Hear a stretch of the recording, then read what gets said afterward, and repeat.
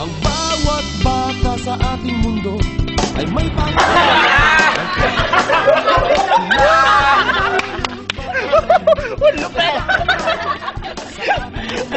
Teka lang guys ha. Ito ba napamigay nyo na? Oo naman. Dalawa na nga lang natira sa ano. Sigurado bang pupunta lahat yan? Oo, gusto nila maging life coaches eh. Uy talaga. That's good. Ikaw naman, Tristan. Kumuha ako ng marami kasi maraming classmates. Oh guys, saan pala si JD at saka si RC? Nakita niyo ba? Speaking. Ang bawat ng Panginoon. Ang bawat bata ay may pangarap. Money Boards, congrats. Galing mo. Salamat, Board. Salamat sa inyo. Salamat. Oh, bro. Gusto niyo bang malaman kung paano nanalo doon? Kumain kasi ako maraming alaksan. Tsaka, ito guys nga. Okay ka lang, Board. Hindi pa kami pinalaban. Kinain mo lahat. Kinain ko yun. Ayun, sikrito ko eh. Kasi ba't lulungkot-lungkot pa rin yung mukha mo? Isang araw na nakalipas, ganyan ka pa rin. Kala ko ba okay na yun? Oo nga. Nag-aalala kasi ako sa best friend ko si Joaquin. Pakilala niyo naman si Joaquin? Kasi hindi ko alam kung anong gagawin ko sa kanya.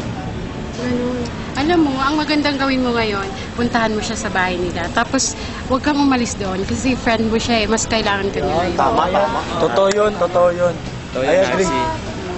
Tsaka pakita mo lang na importante siya, tsaka mahalaga siya sa'yo kasi kaibigan mo siya. Tama yan, RC.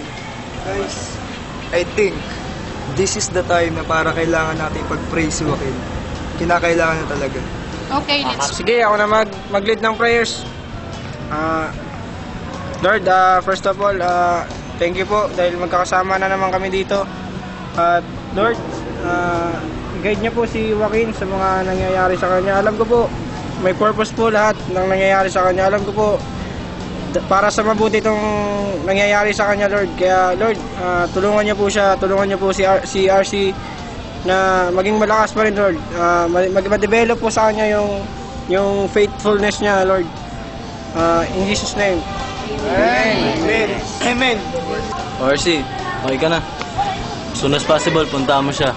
Pag-pray ka namin. Okay ka na, words? Ang galing ng Pinoy! Pinoy record! Ay may pangarap. May karapatan. Tumatanda ngunit bata pa rin ang bawat tao sa ating mundo.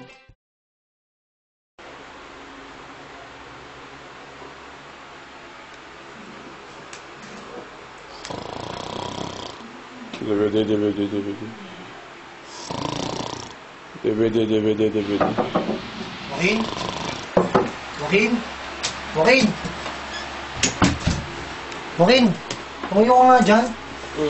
Bakit? Kamusta ka na? Ito. Kumain ka na ba? Hindi wag mo ako intindihin, tol. Kaya ako nandito. Dahil sa'yo. Ano nababalita ko sa'yo isang gabi? Nag-ano kasi kami ng girlfriend ko eh. Dahil sa akin eh. Nag-break kami. Ganun ba? Sabi ko sa'yo, kapag naayos mo na yung relationship mo kay God, maayos na lahat ng relationship mo sa nakapaligid sa'yo. Bakit? Alam mo ba yung mga sinasabi mo? Susolusyonan ba niya ang problema ko? Joaquin! Wala ka namang alam sa buhay ko eh! Joaquin! Akala mo lang wala. Pero meron! Meron! Meron! Ano ba mga pinagsasabi mo? Ha? Joaquin! Wala ka na bang puso? Oo! Wala kang puso! Saging lang! Saging lang ang may puso! Joaquin! Nandito ako, kaibigan mo. Kasama mo hanggang sa uli. Ano? You are nothing but a second-grade frying heart copycat!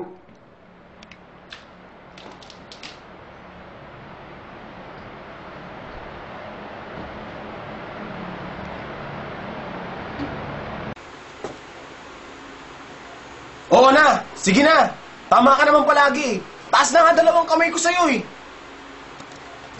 Kahit anong gawin mo, mahal kita bilang kaibigan ko. At alam ko, Mahal mo rin ako. I never said that I love you. Malis ka na. Batang bata ka pa at marami ka pang kailangang malaman at intindihin. Sa malis ko sanang malaman ang mali sa katotohanan. Batang bata ka lang at akala. Okay lang. Kahit talikuran mo ko ngayon bilang kaibigan mo, basta ito lang ilagay mo sa utak mo. Nandyan si God para sa'yo. Ang mali sa katotohanan. Nagkamali ka kung akala mo na ang buhay ay isang munting paraiso lamang.